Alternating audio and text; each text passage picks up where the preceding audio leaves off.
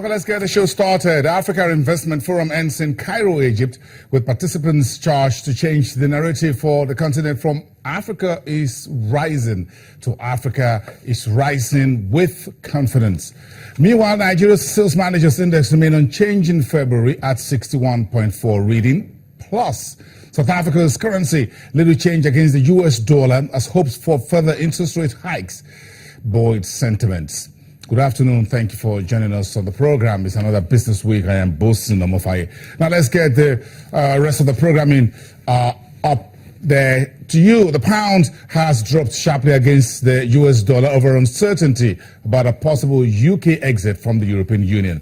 In early trading in London today, the pound was down 1.4% against the US dollar to 1.4200. That comes after London Mayor Boris Johnson joined the campaign to leave the EU, following Prime Minister David Cameron setting a June referendum date.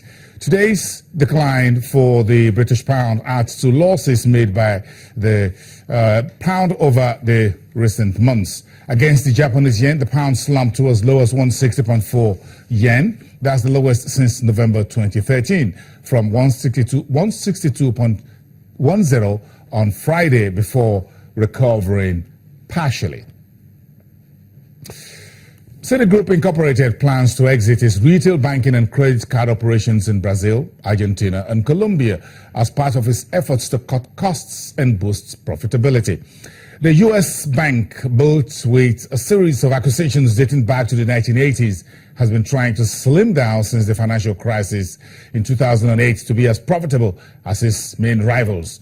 Barely 6 months into his tenure as the chief executive, Michael Corbett counted at least 21 markets with exceptionally low returns on assets and substandard operating efficiency as candidates for restructuring.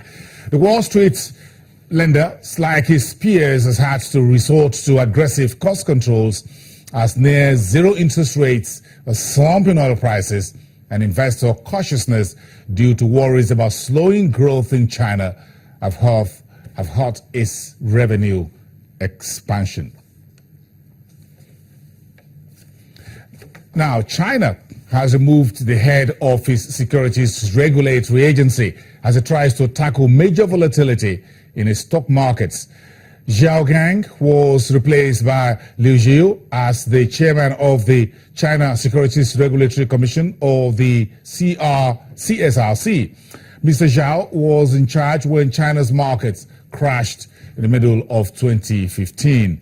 At one point, the Shanghai and Shenzhen stock exchanges lost as much as 40% of their value.